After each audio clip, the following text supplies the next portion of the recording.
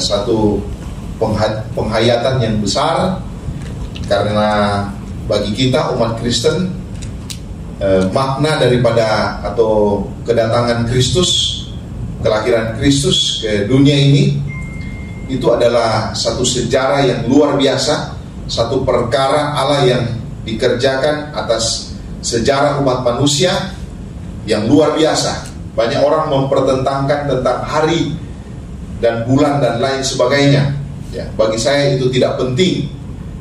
Yang penting adalah bagaimana kita memaknai, bagaimana kita menghargai, dan bagaimana kita merespon satu pekerjaan Allah yang besar, karya Allah yang luar biasa, di mana Dia pernah lahir, pernah ada dan tinggal di dunia ini. Dia menjadi manusia, sama seperti kita. Dia lahir di dunia ini. Dan tentunya tujuannya yaitu adalah untuk menyelamatkan kita, untuk supaya kita diampuni, kita ditebus ya.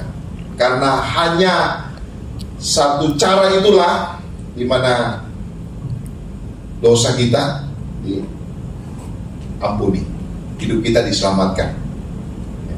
Mungkin kita berpikir cara-cara yang lain ya. Mungkin ya bagi saya mungkin Tuhan banyak ya cara, punya banyak cara untuk Dia bisa menyelamatkan umat manusia. Tetapi memang hanya dengan Dia harus menjadi manusia ya, kalau Dia mau menyelamatkan manusia dengan sekejap saja ya, itu bisa ya, langsung. Tetapi itu bukan caranya. Caranya adalah Dia harus turun ke dalam dunia, menjadi bayi yang mungil, bayi yang kecil.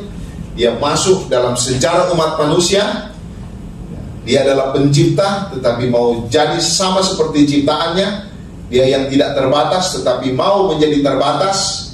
Dia yang kekal, tetapi mau masuk ke dalam dunia ini.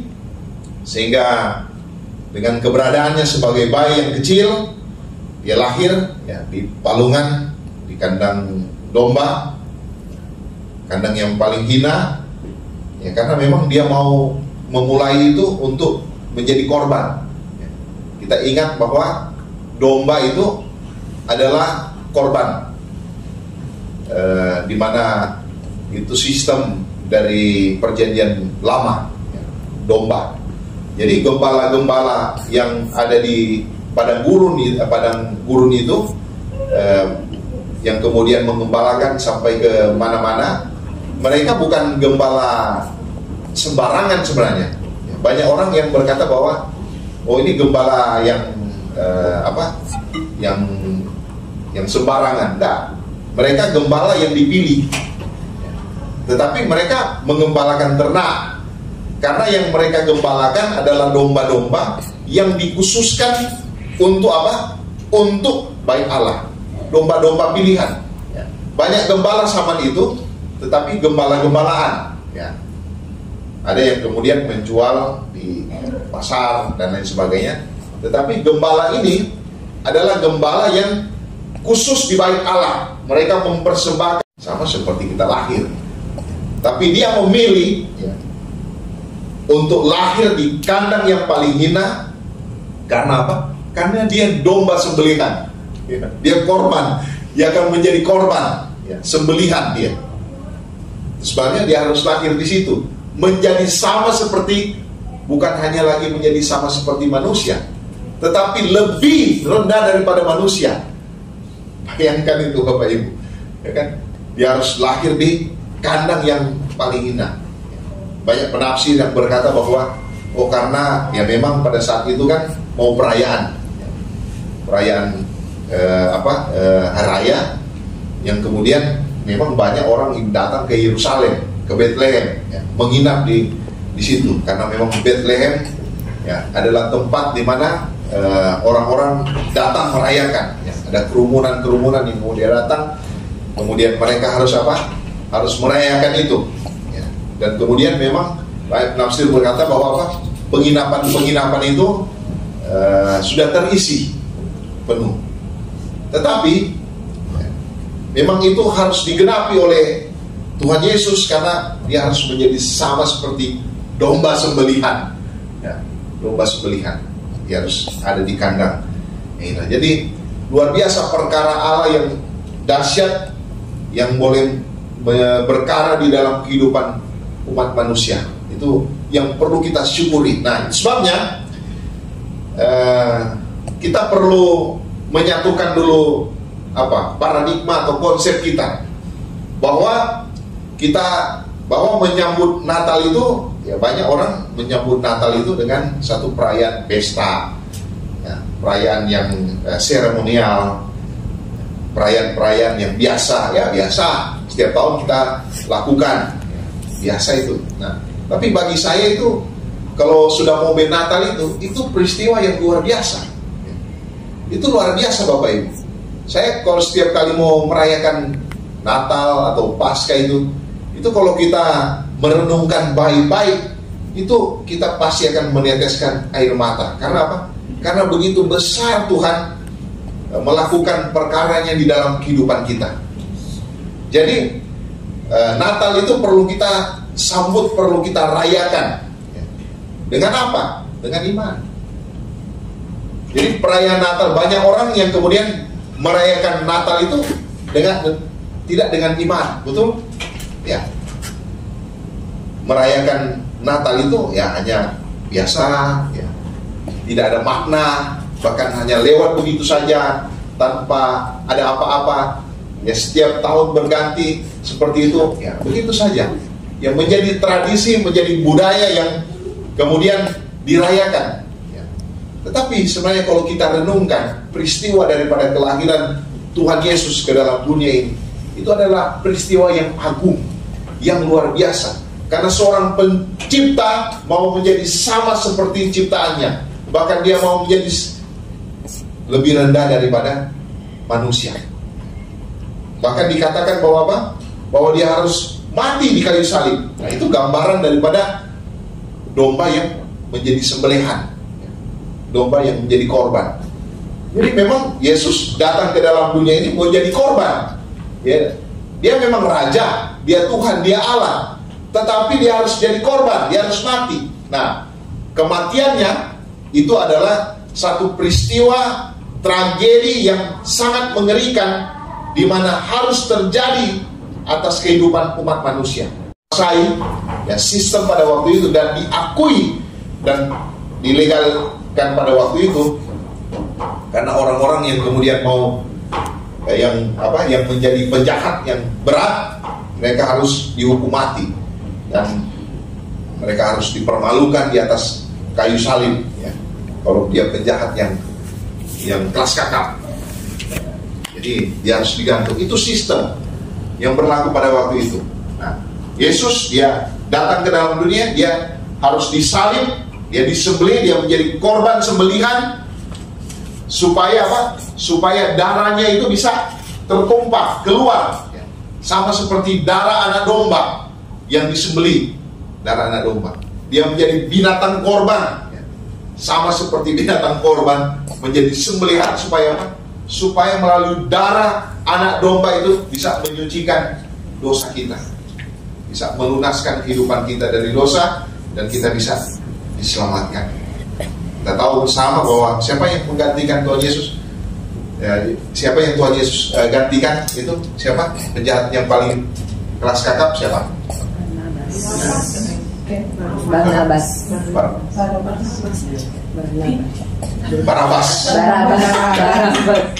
Barabas ya. Itu suatu penjahat kelas kakap yang sangat ditakuti pada saat itu. Tapi apa? Yesus menggantikan dia. Ya, sebenarnya dia kan yang harus apa?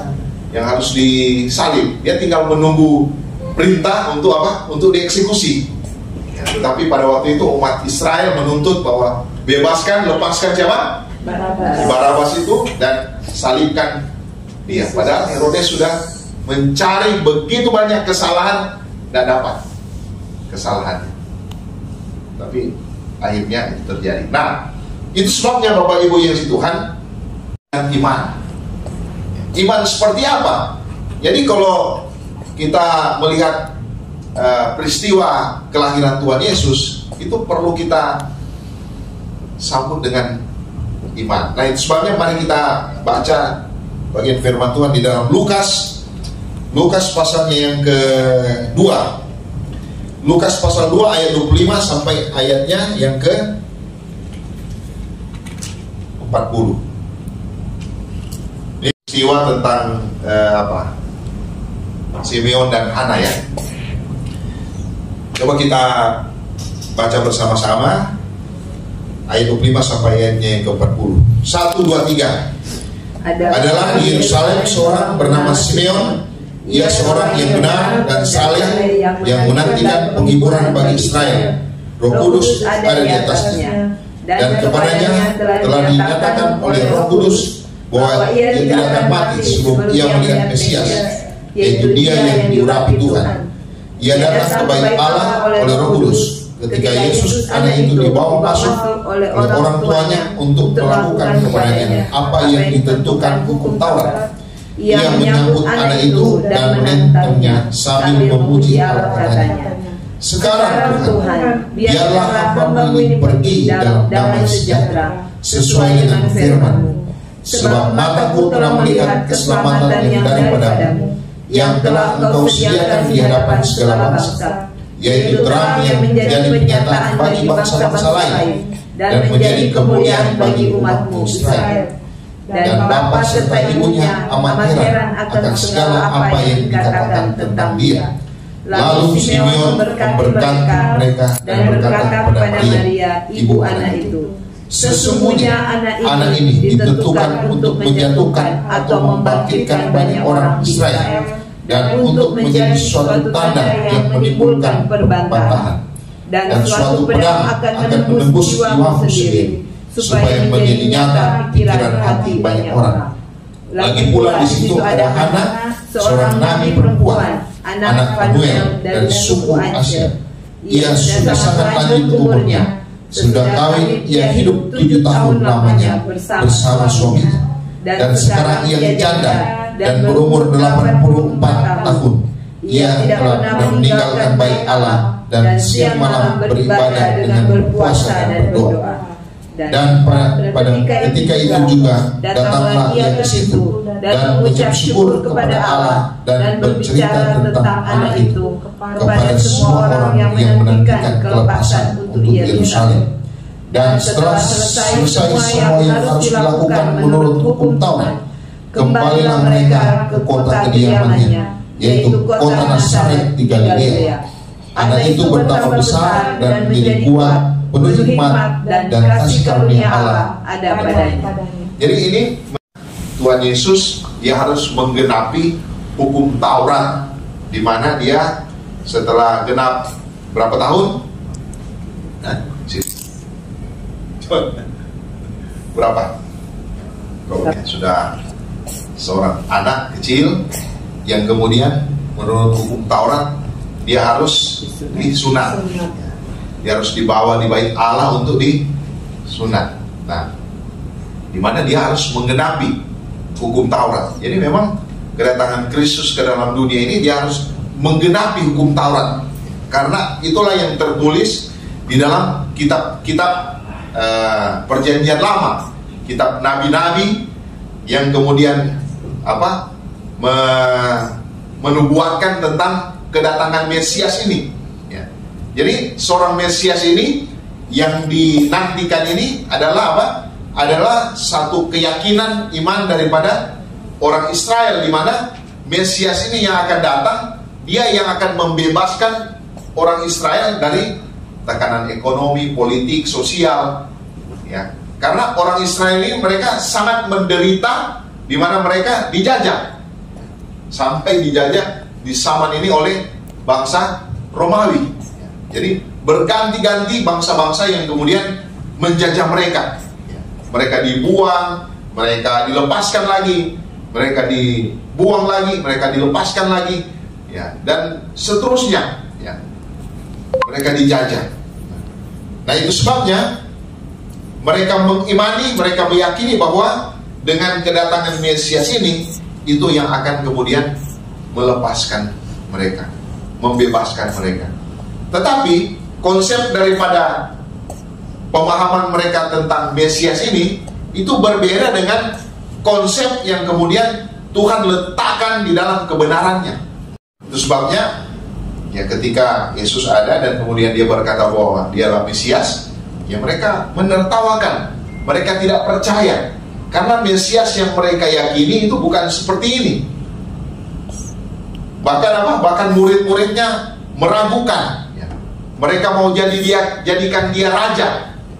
Mereka mau angkat dia sebagai raja.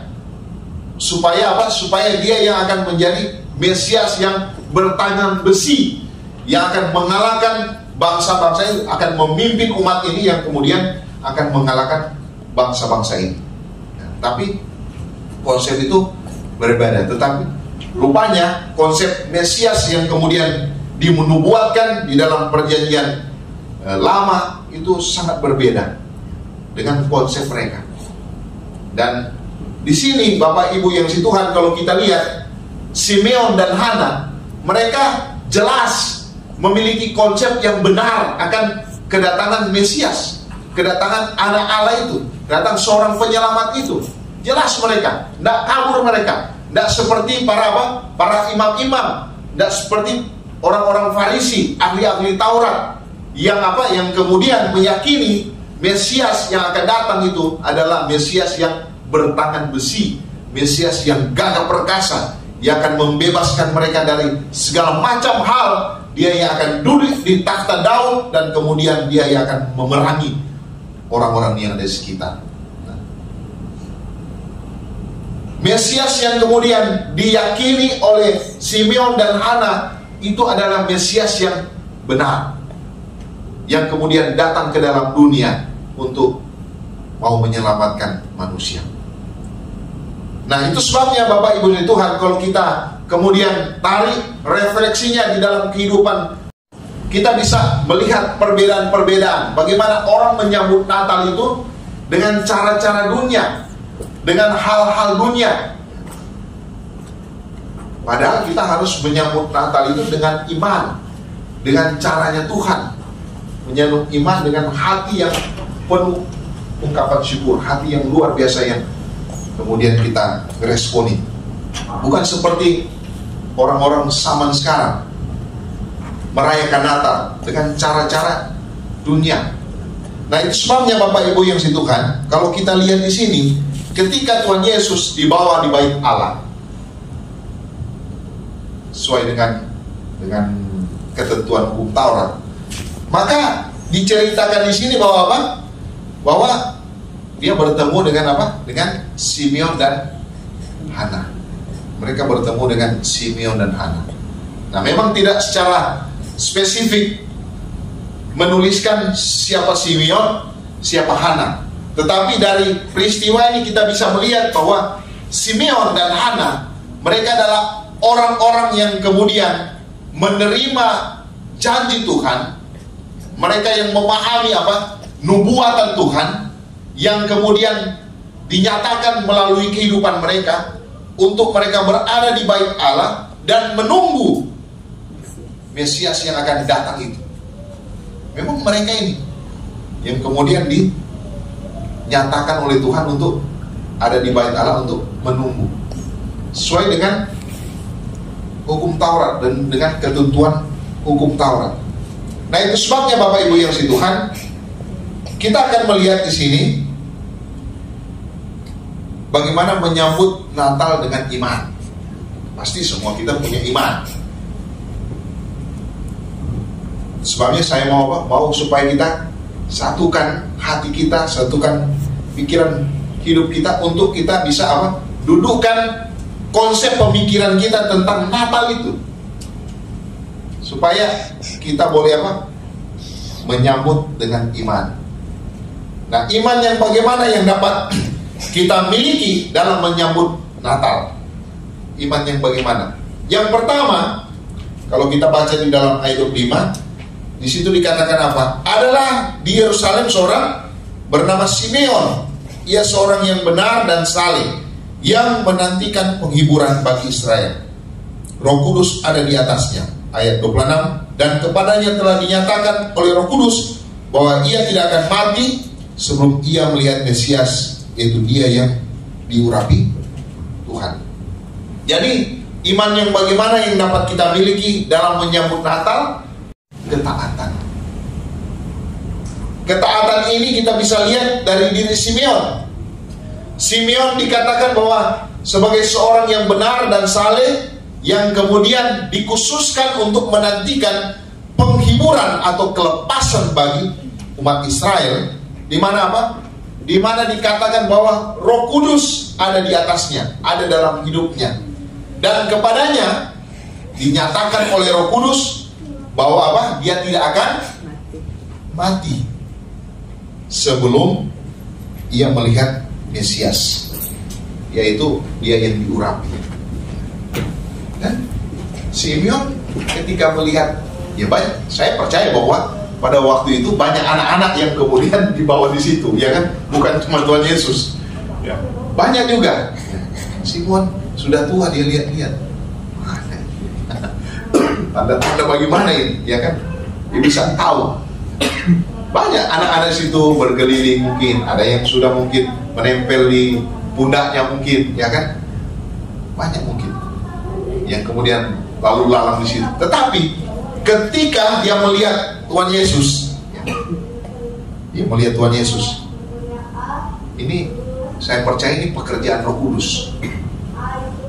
Jadi kalau kita lihat di dalam ayat sebelumnya kan, dalam ayatnya yang ke-24, dan untuk mempersembahkan korban menurut apa yang difirmankan dalam hukum Taurat, yaitu sepasang burung terkukur atau 2 ekor anak burung merpati, adalah di Yerusalem seorang bernama Simeon. Jadi memang di sini kan selain apa, orang mau disunat, tetapi juga ada orang-orang yang membawa korban sembelihan untuk dikorbankan. Jadi biasanya ya konsep pengorbanan pada saat itu ya memang kalau tidak mampu domba, ya bisa burung, ada burung pombo itu ya, burung merpati itu atau burung terkukur ya, yang kemudian bisa dikorbankan. Nah, jadi kalau kita lihat di sini Bapak Ibu yang kasih Tuhan, memang konsep pengorbanan itu jelas sekali. Dan Simeon ketika dia melihat Yesus, dia langsung terpaku. Nah, inilah dia korbannya. Dia langsung lihat itu, dia langsung rasa mungkin.